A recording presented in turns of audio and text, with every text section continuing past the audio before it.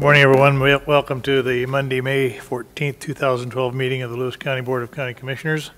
We have a full quorum this morning. All three commissioners are present, and we will begin with the flag salute. Commissioner Schulte. Pledge allegiance to the flag of the United States of America and to the republic for which it stands, one nation under God, indivisible, with liberty and justice for all.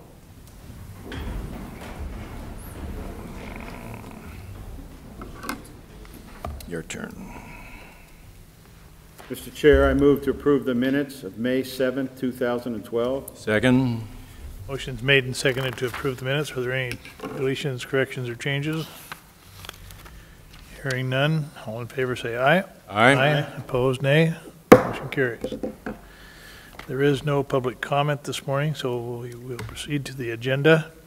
And the first items on the agenda involve employee recognition. From time to time, we recognize employees for either their outstanding service in the form of their duties or, as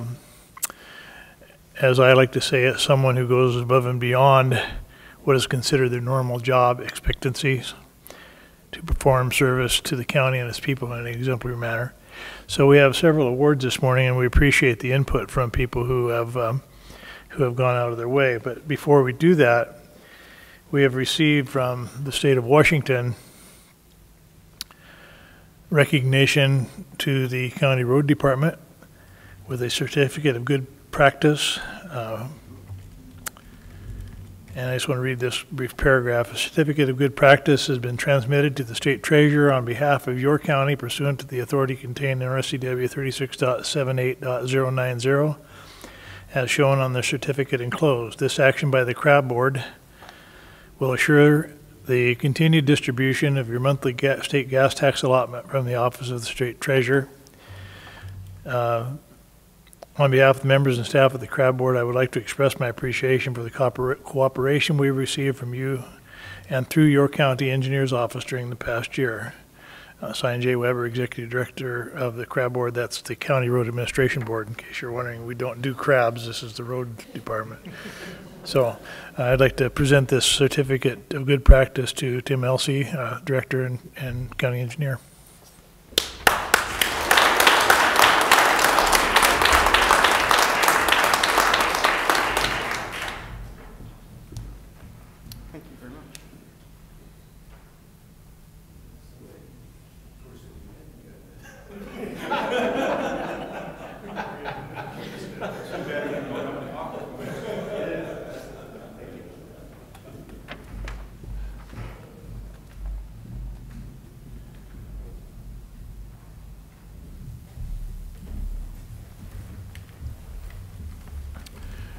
Our next employee recognition involves the employee of the quarter, and we still are having a little bit of problems explaining to some members of staff and directors what these two different awards are. And I kind of have got them straight in my own mind, but the stuff we're getting. So some of the people who are nominated for one award, the committee decided needed to go to the other award. And so if your name appears in a place where you think it might not be appearing and it doesn't appear where you think it should be appearing, that's why the committee decided to move that. My definitions are for employee of the quarter is someone who does their job and performs their responsibilities in an exemplary manner. That means they do what they're supposed to do, but they do it very, very well, in my opinion. And then a person who is above and beyond goes outside of what is normally expected of them to perform their duties that are to benefit the people of the county and the citizens. So we have 4 nominees for the Employee of the Quarter Award. And as I call your names and read a little bit about you, would you please stand and remain standing, and we'll recognize all of them at once, and then we'll announce the Employee of the Quarter. Teresa Woolen from the Fiscal Department. Is Teresa here? The Fiscal Department was short 2 people at the beginning of the year, the department's busiest time of the year, and Teresa covered those employees' duties on her own. She reorganized and improved the work areas for the new employees that were hired and then trained the new employees. Facilities maintenance staff is the second one nominated for. So would you guys all stand up if you're here? Anybody that's here? Nobody's here? They're out doing work. During the January snowstorm, the facilities maintenance staff was nominated because they came to work early to make sure there were clear and safe paths for Lewis County employees and citizens. And the courthouse was closed due to inclement weather. If you remember, it was kind of dicey out there and icy. And most of the facility staff stayed and continued to clear paths and storm drains for the remainder of their shift. Gabe Anzolini is the IT department, is the third nominee for Employee of the Quarter. Did Gabe come over? When the assessor's office converted to the new version of SQL Ascend, the assessor's taxation program, the owner of the software wanted to charge $10,000 to rewrite some of the programming. In a couple of hours, Gabe was able to make the new version work for the assessor's office and save them money in the process. And the fourth nominee for Employee of the Quarter is John Linder from the assessor's office. John has adapted to the upgrades of having technology in the field and has become the go-to guy for others in the office. Statistically, John's daily appraisal totals are more than any other appraiser in the office, and they are done correctly. So I'd like to give those people recognition for being nominated for Employee of the Quarter.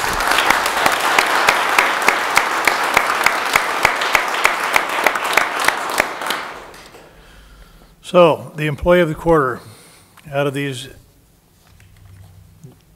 4 nominees, the award goes to John Linder, and I want to read a little bit more about what John has done.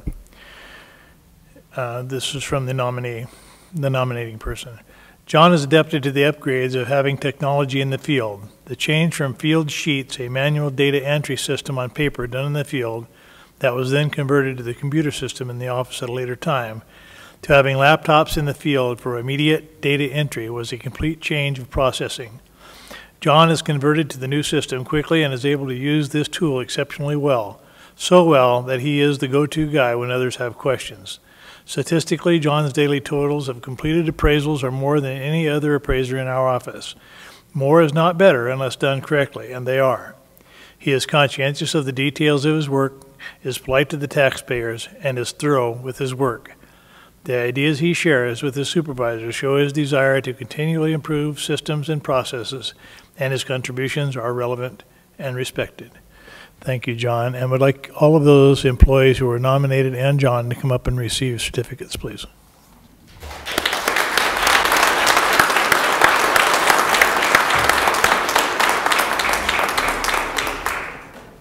I'm not sure what I've got here.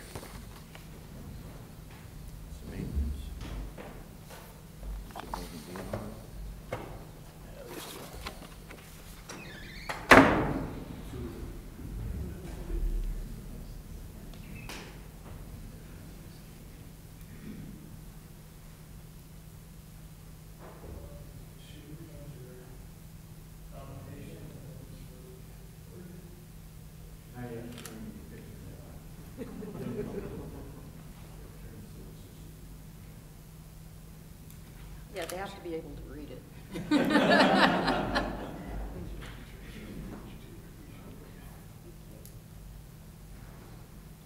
don't have to get mine too. Yes, you do.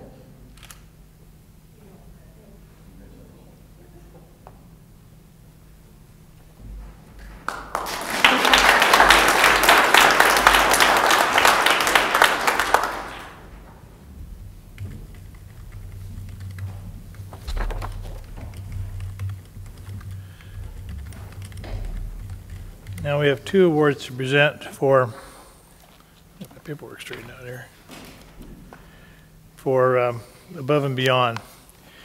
And if you listen to these descriptions, this is what we mean when we talk about people who are working, going out of their way to do better and make the county a much better place. The first nominee and the first recipient of Above and Beyond for the first quarter is Cheryl Mcgee. Is Cheryl here? Cheryl, would you stand, please?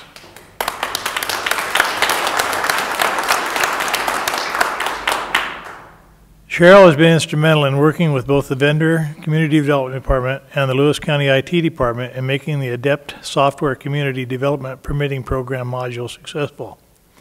Her knowledge of the software and issues that have surrounded this program have been instrumental in bringing the program from stalled status where it was useless to its current status of near full completion. When asked if she would assist in the front lines of the integration of the Public Works module, Cheryl didn't hesitate and agreed to spend her time working on the project for the good of the county. Due in part to the efforts of Cheryl, we are anticipating having a fully functional and successful installation and integration of the ADEPT permitting software system very soon. During the project, I've been advised that Cheryl has really defined what it means to go above and beyond, something that wasn't her responsibility or task, yet she was willing and able to help out to make a big difference. Thank you, Cheryl. The next nominee, or the next employee above and beyond, is Amy Hansen from the animal shelter. Amy, would you stand, please?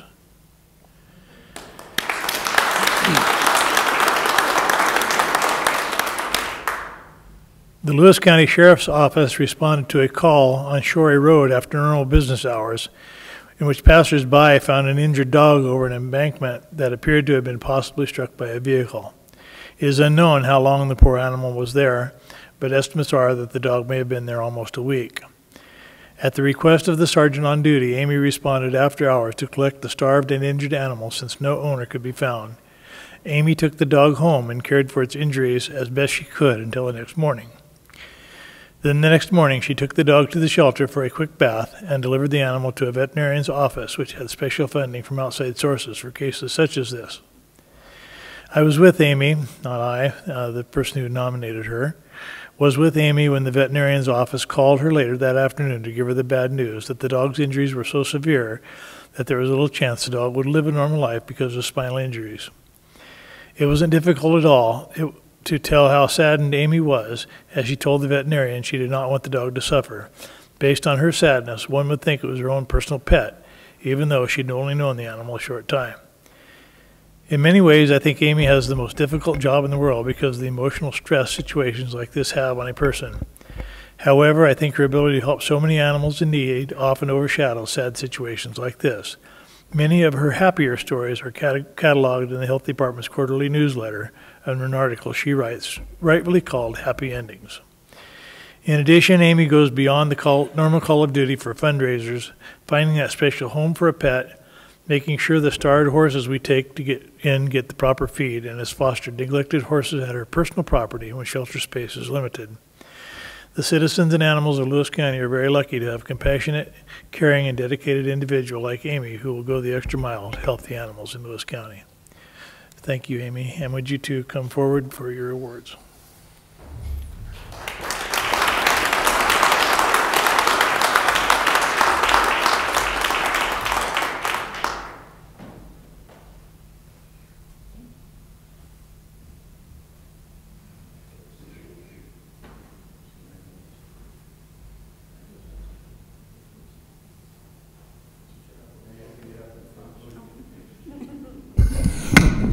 I don't know if it's good or bad, but Amy's responsible for getting me a dog that still won't stay home.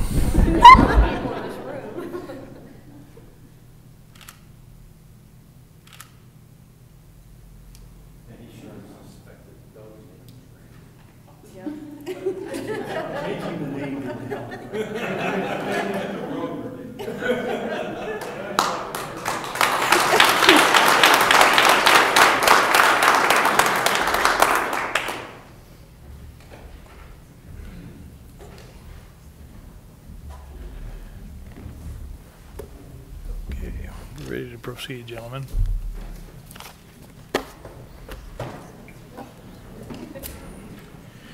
We have exciting meetings. You're welcome to stay if you want.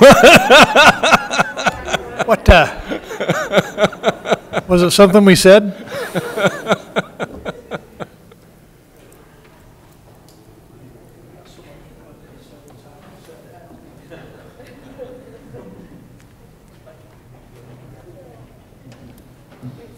We have one proclamation this morning, and I'll entertain a motion to approve. I'd move that we approve proclamation for the week of May 13th, 19th, 2012 as WSU County Master Gardener Volunteer Week. I second that. Motion's been made and seconded. Commissioner Schulte, being a master gardener himself, will read that into the record, please. Before the Board of County Commissioners, Lewis County, Washington, proclamation. Whereas the Washington State University Master Gardeners Volunteer Program is celebrating 39 years of service to citizens of our state, and whereas this model of volunteer service, emulated in all 50 states and numerous foreign countries, was founded by Washington State University in 1973, and whereas there are more than approximately 3,800 Washington State University Master Gardeners volunteers serving more than 500,000 Washington residents each year, and whereas these dedicated volunteer educators use their love of gardening to enhance natural resources and environmental stewardships, improve health and wellness of Lewis County, Washington residents, and create and sustain vibrant communities and urban neighborhoods, and whereas the Master Gardener program sets a remarkable example of voluntary community service by returning to Washington citizens over 10 times the funds expended on the program's maintenance. Therefore, we, the Board of County Commissioners of the County of Lewis, do hereby proclaim May 13th through 19th, 2012 as Washington State University Master Gardener Volunteer Week in Lewis County, Washington, and we urge all citizens of Lewis County to join us in this special observance, done in open session May 14th, 2012. Do we want to have Sheila Gray come up, the Extension Office? Sheila, would you like to? Do you want to say anything, Sheila? Like they have their big plant sale on the 19th? I hear that plant sale is so well attended that you don't even need to advertise it. Is that true? You know about it. I know about it, but I was just talking to somebody the other day about that, and they said you got to get there early because they're gone before you get there. That is true. That kind of reminds me of the saying that the place is so busy nobody goes there anymore. But So indeed, we have 78 active master gardeners here for Lewis County. Their activities range from things such as plant sales, that's their primary fundraiser, so that they're able to offer to the community other programs without charge. Other things that occur twice a year, we have a Gardening for Everyone program that is in the fall and also in the spring. And so the offerings during those sessions are relative to the season. Of the hours that you noted statewide, Lewis County puts in over 10,000 hours to its community citizens in regards to gardening and related topics. They also have been going into the grade schools and providing additional science lessons in related gardening to children for Lewis County schools. So I'm very proud to be the admin director for WSU Lewis County Extension and these folks that dedicate their time to our community residents. Thank you. Are you sure there are only 78? Did you want to be one? I can change Well, that. the only reason I ask is because 3 years ago when we had suggested that this program might take a reduction in funding, I heard from more than 78 people. There are 78 active members, and there are quite a few former members. There are former active, and we have some in training as well. So it's fluid, and they know people. Thank you. okay, any further comments? Hearing none, I'll call for the vote on the proclamation. All in favor signify by saying aye. Aye. Aye. Opposed, nay. Motion carries. Mr. Chairman, I move to approve the notice agenda, items 2 and 3, resolutions 1-2, TAC 151, and 1-2, TAC 152. Second. Motion made and seconded to approve the notice agenda, Will the clerk please read those items into the minutes? Item 2, notice of hearing regarding a non-exclusive franchise to Fat Beam LLC to construct, operate, and maintain fiber optic networks in area of Lewis County. Hearing will be held on or after 10 a.m. on June 4th, 2012. This is resolution number 12-151. Item 3, notice of hearing regarding a non-exclusive franchise to Harmony Park Lot Association to construct, operate, and maintain water facilities in the area of Lewis County. Hearing will be held on or after 10 a.m. on June 11, 2012. This is resolution number 12-152. Good morning, Commissioners. Tim Elsie, Lewis County Public Works Director, speaking to item number 2 on your notice agenda regarding the non-exclusive franchise to Fat Beam LLC. Fat Beam LLC has requested a franchise for the construction, operation, and maintenance of a fiber optic network on a portion of Bryden Avenue, Mount Vista Road, and Esham Road in Centralia. The company is installing a fiber line to serve the Centralia High School. The franchise is proposed for a 5-year term. This resolution will set June 4th, 2012 as a date for hearing on the franchise and called for required postings and publications as per RCW 3655040. Yeah, Tim, looking at the route on which this is taken, it's a fiber optic that's serving the Centralia School District. It looks like it runs from the high school down to the middle school, approximately, just looking at that route that comes in there. So it will provide them fiber optics, which gives them high data rate systems to use for their classes and things of that nature. Yes, that's correct. My comment would be this says within the city of Centralia. Some people might not know that some county roads are still in the city of Centralia, and so we do the maintenance on those roads as well as take care of them. That correct? These are not city of Centralia roads; these are county roads. The high school itself is not in the city of Centralia. It's in the UGA, but it's in the county. And if you're coming down Borse Road, it's about Schuber Road where it ends city and becomes county all the way, rest of the way to the high school. Speaking to item number 3 on your agenda regarding a non-exclusive franchise to Harmony Park Lot Association.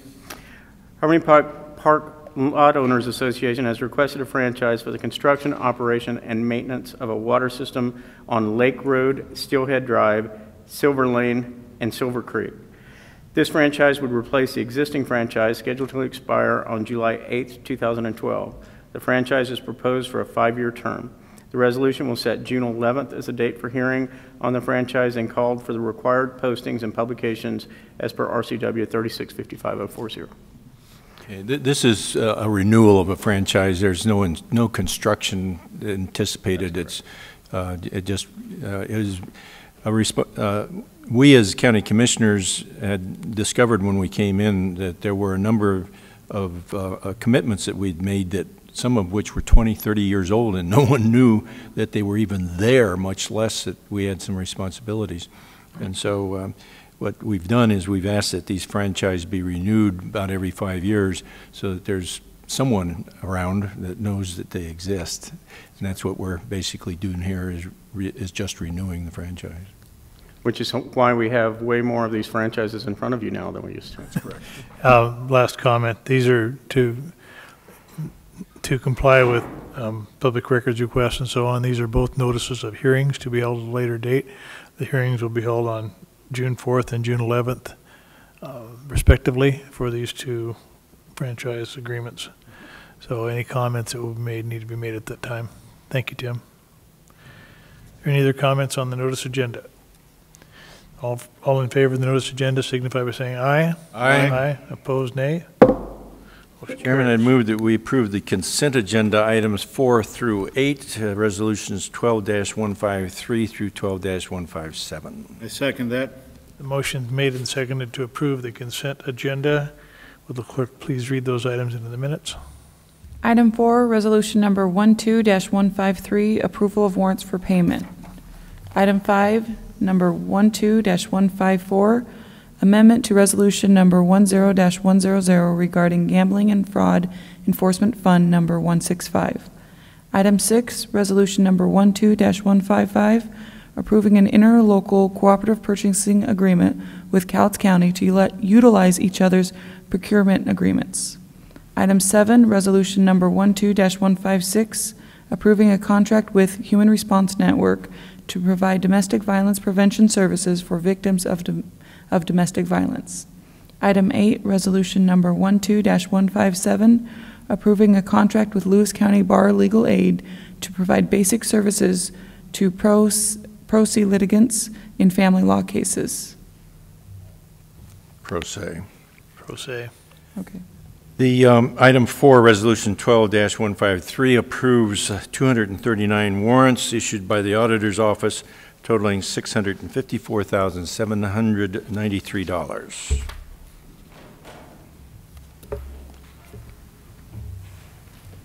Commissioners, Glenn Carter from the Prosecutor's Office. I'm speaking to Resolution 12-154.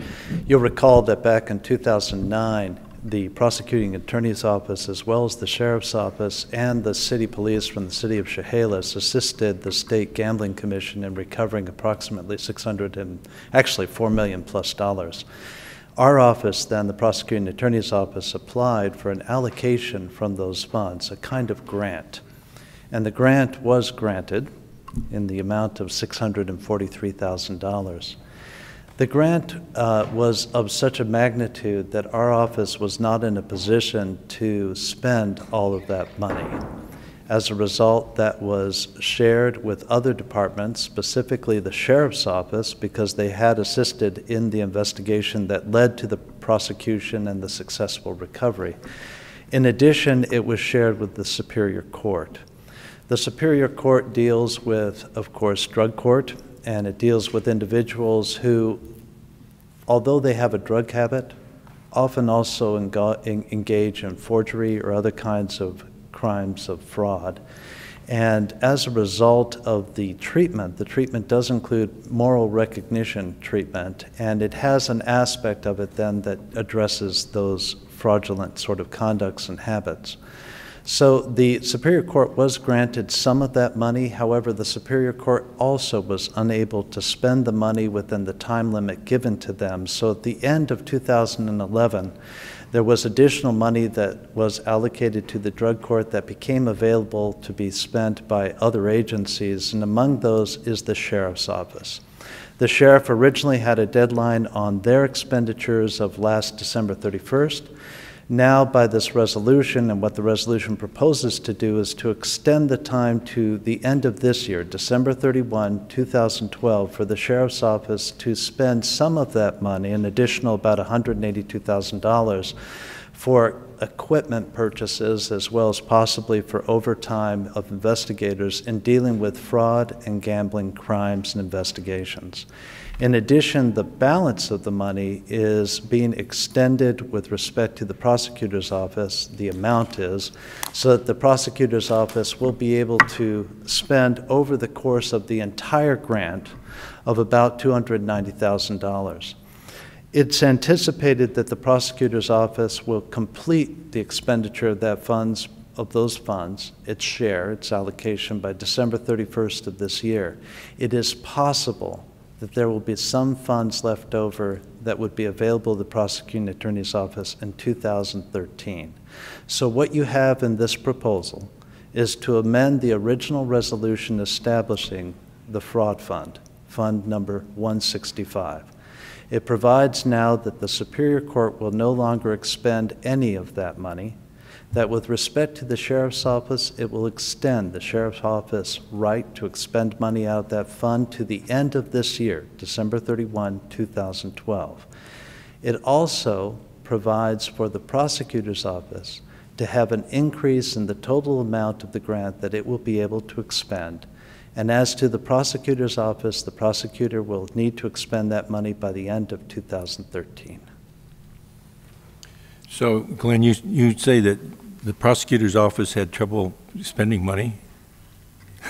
Indeed. It must have been before Jonathan got here. You know, of course, with respect to fraud and gambling, we don't often have gambling crimes in the county. There are a number of fraud forgery crimes. And so what the money has been spent on is to essentially have one of our senior deputy prosecuting attorneys and his salary and part of his staff's salary is devoted to the prosecution of fraud-related crimes. And I think that is worthy of note, really. It's pointed out that the drug court was offered some of this money under the previous prosecutor.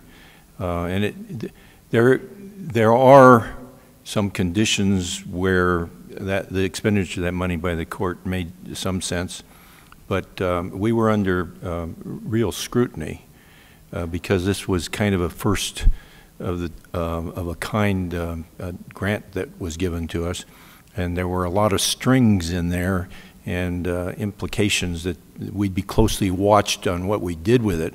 So I know that the drug court had a lot of trouble figuring out how they could legitimately spend the money, and that's part of why they didn't spend any more than they did.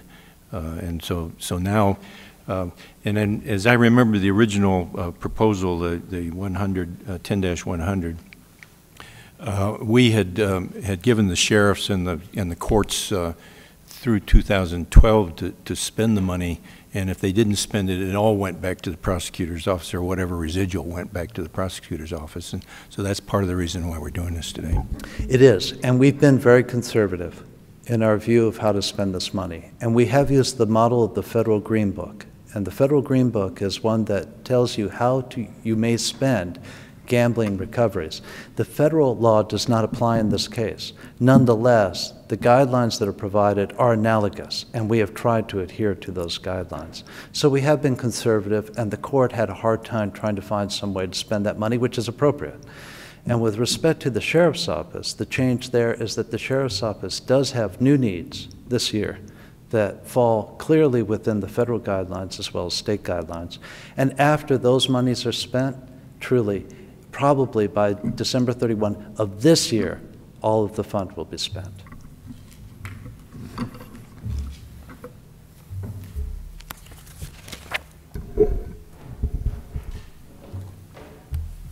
Are you going to cover these three, Crystal? Yes. Please. I'm Crystal Partee with the Lewis County Clerk's Office. Kathy Brack, our county clerk, was unable to be here today, so I'm substituting for her. We have three resolutions on the agenda. The first one, resolution number 12-155, is an interlocal cooperative agreement with Cowlitz County. They'd like to utilize one of our contracts that the clerk's office has with a local firm here who does collection of our legal financial obligations that aren't being paid. They would like to piggyback onto that contract and use the same firm. The other resolution, number 12. Before you just drop off on that, this is true that while you're doing it, but I was reading through the cooperative agreement we have, and it's a little broader than that. It is. It actually allows both Cowlitz and Lewis County to piggyback on each other's contracts. So it could actually go beyond this specific initial reason why they wanted to do it. Yes, definitely. The second resolution, number 12-156, approving a contract with the Human Response Network to provide domestic violence prevention services for victims of domestic violence. It's an annual contract in the amount of $2,000. We receive funds from surcharges on domestic filing cases, which are divorce cases, and a portion of that money goes to the Human Response Network for this purpose. The other resolution, number 12-157, is a contract with the Lewis County Bar Legal Aid. It's also an annual contract. They provide basic services to pro se litigants, which are individuals which do not have attorneys representing them. They're doing it on their own, and the amount of that contract is $12,636 per year, and the funds for that are also derived from surcharges on dissolution cases. So in actuality, the funds come out of court cases, fees that are are for court cases, and then this just provides that, since they were specifically designated by the law to provide certain support areas, that these are the two in our community that Yes, would sir. receive these, one for domestic violence and the other for pro se cases. I know that a lot of folks, when they go up there, get a bill and then discover there's a fee on it, get a big surprise. But unfortunately, the legislature has found this as an interesting way to raise funds by putting fees either on court cases or on documents in the auditor's office. And we get a lot of feedback from someone that comes in to do a document with the auditor and discovers that there's a $30, $40, or $50 fee that is attached to it that supports certain programs. True. Thank you, Crystal. Are there any other comments on the consent agenda? Hearing none, I'll call for the vote. All in favor of the consent agenda items, please signify by saying aye. Aye. Aye. Opposed? Nay. Motion carries. All right, we have 2 hearings this morning. Here's, Diane, yours is first. Yours first, yeah. You do yours first. Procedure in hearings as we receive. You might want to come up and sit with Diane, Bob, because Diane went to the Planning Commission and sat with Jerry.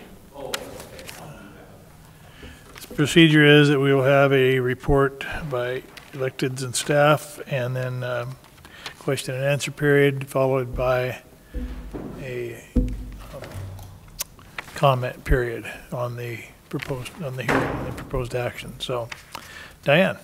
Good morning, Mr. Chair, members of the Commission. Diane Dory, Lewis County Assessor for the record. I'm here this morning to present 2 owners with property that apply to the Public Benefit Rating System. Public Benefit Rating System is part of the open space or current use programs that allows people to get a reduction in their taxes for various reasons. Part of it is conservation, part of it's historic, part of it is for watershed and water quality conservancy.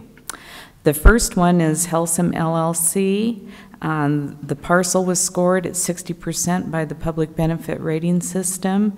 The parcel provides an area of flood storage, provides a riparian buffer and protects soils along a river, protects wetlands, and provides habitat for critical native plants. And those were the reasons. Each one of those received 1 point for reduction. The reduction is off their highest and best use value, and so then there's a dual role. One is the market value and one is the current use value based on this reduction. The second one is for Robert Smars. Parcel was scored at a 40% reduction. The parcel protects traditional farm and agricultural land in a condition that allows for immediate resumption of commercial farm and ag purposes.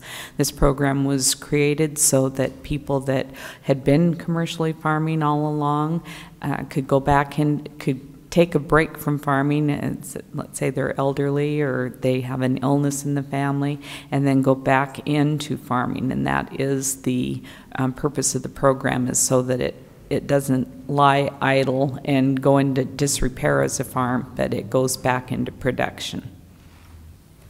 Okay, Diane, just a couple of questions. Again, since we have media here, to clarify some of the points of the program. This open space designation is different than agriculture or timber or forest designations. And in actuality, someone going into open space get less of a break than if they were to keep it in timber or keep it in agriculture, correct? That's correct. Secondly, there is an actual committee it's made up of real estate people. A farmer is on it, one of the commissioners, and there are a couple of other people on it. I can't, maybe 2 farmers, because Vic and Mr. Mahoney. Mahoney, I guess he's on for the Planning Commission, though. But Yes, he used to be a representative from planning.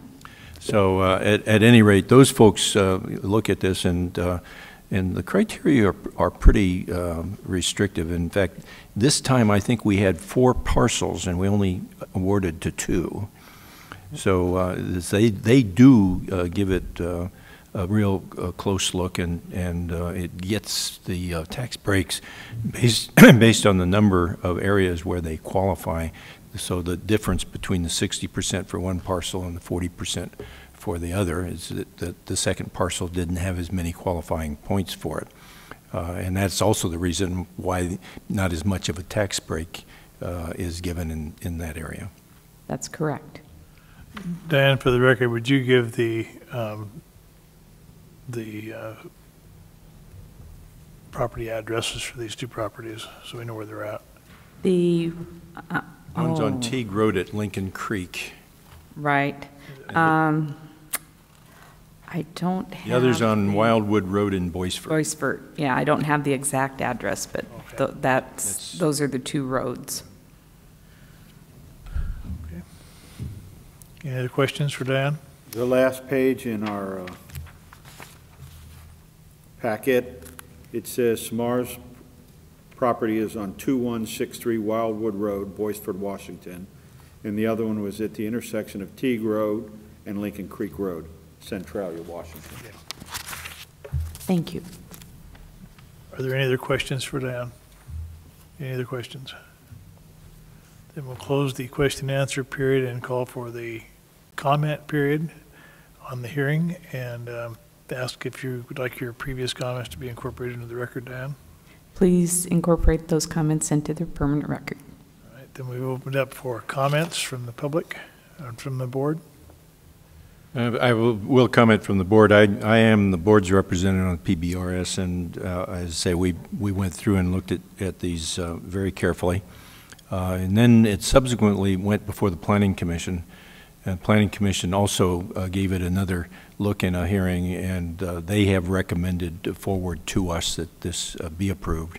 And therefore, it's really received a lot of scrutiny, and we are giving a tax break to these folks, and that tax break gets distributed to the rest of us, and that's one of the reasons why it is necessary to really give these scrutiny to make sure that they meet the criteria and conceptually to keep open space areas that are either provide a conservation benefit or some other benefit to the general public, that they can get a tax break, and to make sure that they meet that criteria. And in these two cases, did qualify. Note that these two changes are in districts 1 and 2, so the tax burden is spread out for those two districts, not in District 3. And no. Any other comments from the public or from the board? Then I will ask for a approval. Close the hearing first. Close the hearing. I have to close the hearing for purposes and ask for action from the board. Mr. Chairman, I move to approve resolution number 12-158, open space designations. Second. Motion made and seconded. Will the clerk please read that item into the minutes? Approval of open space designation and assessed value reduction for property and property owners. This is resolution number 12-158. Any further comment?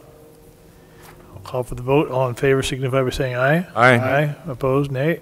Motion carries. Thank you. Thank you. Thank you, Diane.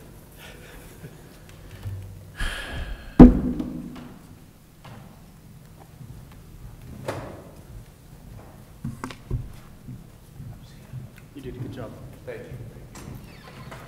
He didn't do anything, But he did it well. but for him, that is a good job.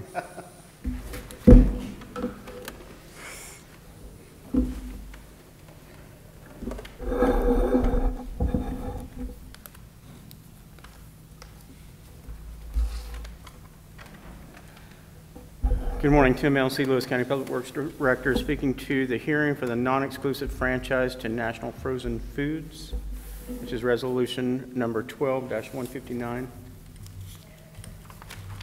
National Frozen Foods Corporation has requested a non-exclusive franchise for the construction, operation, and maintenance of an irrigation water line on Airport Road right-of-way in Lewis County. This non-exclusive franchise will authorize the use of county road right-of-way for 5 years for this purpose. Resolution 12-127, passed by the Board of County Commissioners on April 23, 2012, set today, May 14th, as the date for hearing on this matter. This franchise is being granted pursuant to and in conformance with RCW 3655 and Lewis County Code 1225 and 1250 for a non-exclusive franchise to construct, operate, and maintain an irrigation water line within the airport road right-of-way.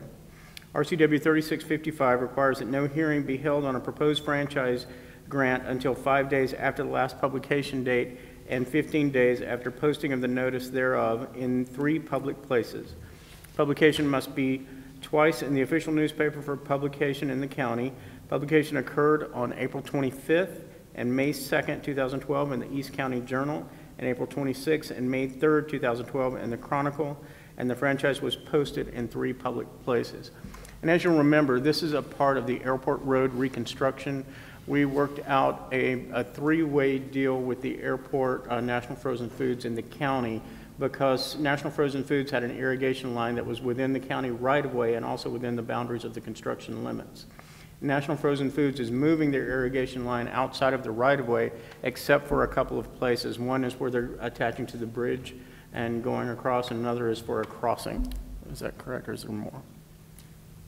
That's correct, and additionally, as they run up to the 40 acres that they purchased from the airport, they actually run along the airport property. Airport road right away. So this is the final piece in the puzzle of getting that irrigation line moved before construction begins in June. Okay, Larry, the copy that I have, and I understand it probably was early, of the actual agreement itself, on the first page does not have the dates filled in, which is, I presume, today's date. So that should be correct, and that okay. should be filled in with today. So we want to make sure that if it's not in there, that it gets in before we provide it to signature. And I guess on this contract, we're signing first, and then National signs after us. Is that, or did they sign it? National they have signed. Okay, the one I have doesn't show that, so that's. It is on the official document. Okay, good. That's one of the things I want to know, is to make sure that we had already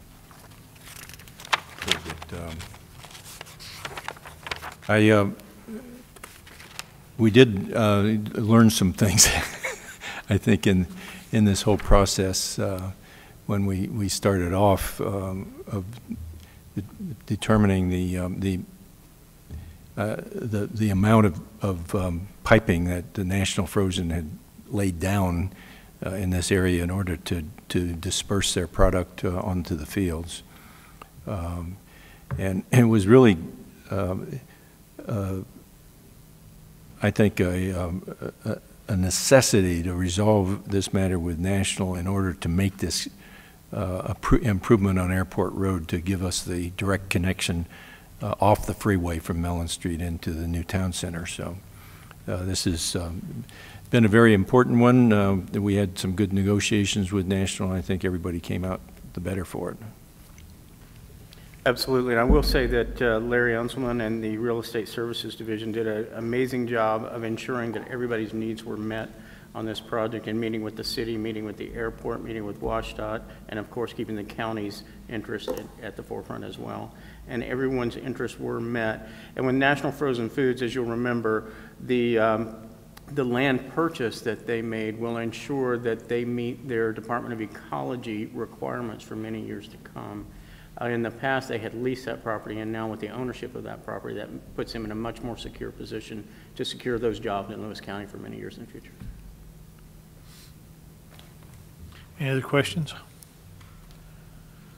Then I will close the question and answer period and ask that if your comments would like to be read in open the hearing comment period.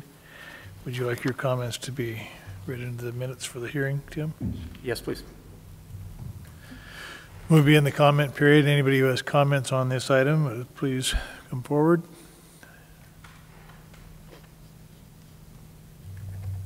Mr. Chair, I ask that my comments at the end of the question period also be included in the comments. Thank you.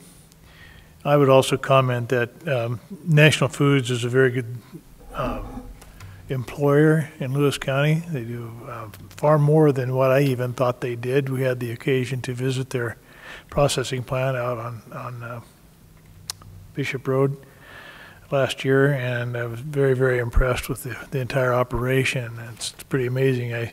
I see all these trucks and end up following some of those trucks as they come from the east side over here in the mornings. One morning I was following a P truck, and unfortunately part of the enclosure was not enclosed, so I was getting peed on all the way out here. And you know, when you have raw peas flying at your windshield, it's not much fun. But anyway, they do an outstanding job, and the plant out there is somewhat short of miraculous the way they process that food. If you ever have the opportunity to go through the National Foods Processing Plant on Bishop Road, I encourage you to do so. It's very eye-opening. Any other comments from the board, from the public? I will close the hearing on this matter and ask for a recommendation from the board. Mr. Chairman, I'd move that we approve Resolution 12-159, a non-exclusive franchise to National Frozen Foods. I second that. Motion made and seconded to approve Resolution 159. Will clerk please read that in the minutes? In the matter of a non-exclusive franchise to National Frozen Foods Corporation to construct, operate, and maintain an irrigation water pipeline in Airport Road right-of-way, and setting forth conditions accompanying a grant of non-exclusive franchise, and providing for county administration and regulation of the non-exclusive franchise. This is resolution number 12-159. Are there any further comments? All in favor of the resolution signify by saying aye. Aye. Aye. Opposed, nay. Motion carries. Mr. Chair, with no further business, I move we adjourn. Second. Motion made and seconded to adjourn. All in favor say aye. Aye. Aye. Opposed, nay. We're adjourned.